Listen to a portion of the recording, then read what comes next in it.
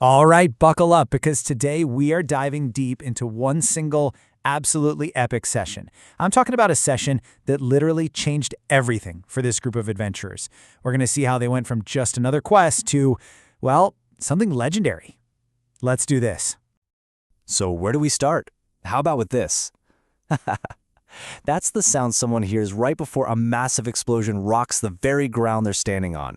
You can just picture it, right? Dust, rocks, debris, and the only way out is just gone. So bam, the party is trapped, plunged into total darkness, deep, deep underground. Their way out, completely sealed off. So how in the world did they get here? And more importantly, how are they going to get out? We're going to rewind the clock a bit and trace every step that led to this insane moment. And then we'll see what happened next. All right, here's the plan for today. First, we'll cover how they got trapped in those mines. Then, we'll see how they dealt with the labyrinth of dangers they found themselves in. After that, it's time for a showdown with the devil, followed by the secret of the crystal rose, and finally, how all of this led to them forging a brand new identity.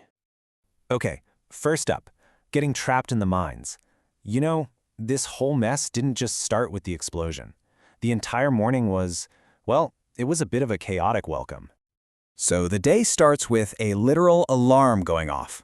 Druindar, their wood elf ranger, had this brilliant idea to set an alarm spell at the inn.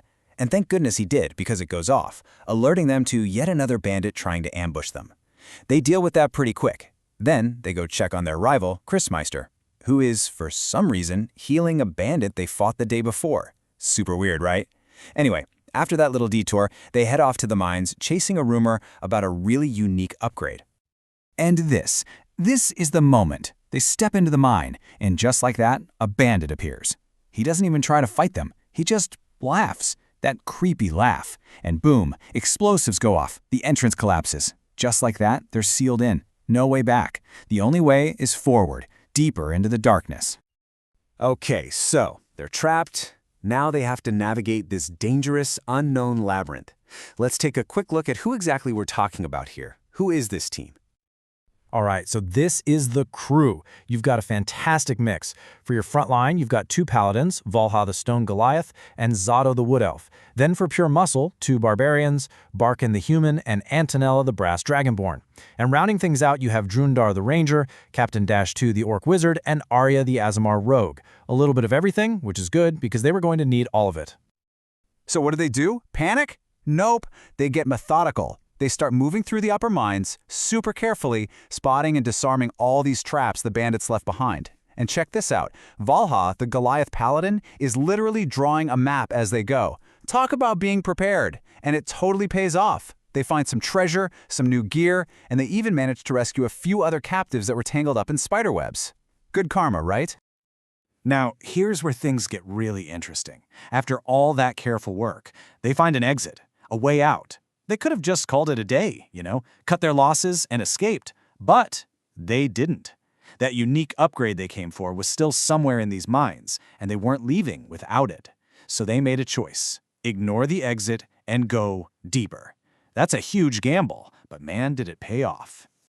So they go deeper, and that's when things go from dangerous to just plain weird. They walk into this strange dome-shaped room, and who do they see? Chrismeister, their rival. Just mining. But wait a second, didn't they just see him in town healing a bandit? This can't be the same guy. This version of Chrismeister is acting like a robot. He won't leave, just keeps saying he had to finish his job, and if they try to move him, he just teleports away. Super creepy. Okay, so the Chrismeister clone thing is a total mystery they can't solve right now. They press on, and eventually they come across this creepy-looking door. Of course, they open it, and behind it, more stairs, going even further down. At this point, you just have to know what's at the bottom, right? And this is where we get to the showdown. Going down those stairs leads them straight into a fiery confrontation. So they get to the bottom, and it opens up into this huge cavern with a giant pool of lava. Talk about intimidating. As the two paladins, Valha and Zato, creep closer to check it out, something explodes out of the lava itself, a barbed devil, a literal demon from another plane, and you just know this thing is guarding something important. Now, they could have just charged in, but they're smart. They know the devil has a huge advantage right next to the lava. That's its home turf. So they come up with a plan. First, lure it away from the lava and into a bigger room where they can move around. Then they use hit-and-run tactics, working together, coordinating their strikes to wear this thing down. It's not about brute force, it's about strategy.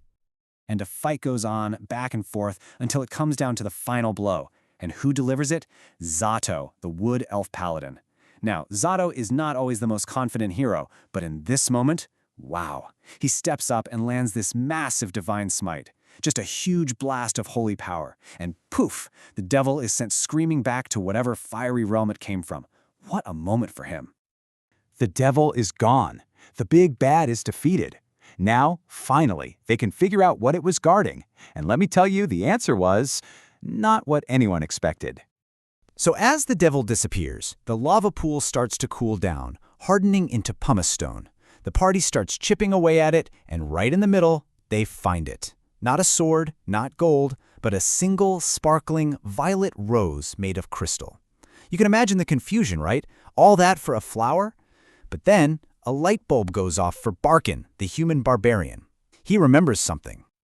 I mean, you gotta think way back. We're talking Session 1, their very first quest in the whole game on the medieval server. It was this tiny side quest to find a magical, sparkling violet rose for some bouncer's girlfriend. A total throwaway quest. They did it, got a few coins, and completely forgot about it. Until now.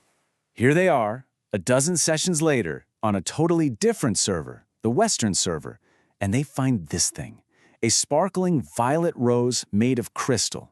And Barkin realizes it can't be a coincidence. That little quest from day one was somehow connected to this epic dungeon crawl. The whole thing was a giant hidden puzzle. So once they figure it out, it's a mad dash. They run all the way back to that exit they found earlier. They find a town, jump through a portal, and zip all the way back to the medieval server. They make a beeline for that original tavern. Barkin gives the crystal rose to the bouncer, who is absolutely thrilled. And then, the next morning, the bouncer's girlfriend shows up and hands them their reward. The real reward. The unique magical upgrade. And let's be clear about what this thing is. This isn't just a cool item. There are only 3 of these unique mechanical upgrades in the entire game of Infinitum. 3. The other 2 are already found. This was the last one, the lost one. And now we know why nobody ever found it. It was locked behind this incredibly complex, cross-server quest. You had to connect the dots between a level 1 quest and a high-level dungeon. It's genius. So getting this upgrade was huge. It wasn't just about the power, though. This whole experience was a real turning point for them. So now they have this amazing thing. But who gets to use it? After a bit of a debate, Volha steps up and decides it should go to Captain Dash 2, their orc wizard. It makes sense, right? If it's a magical upgrade, you give it to your magic expert to unlock its secrets. So what does it actually do? Well, Captain Dash 2 tries to use it right away. And yep, the rumors were true, it's for armor.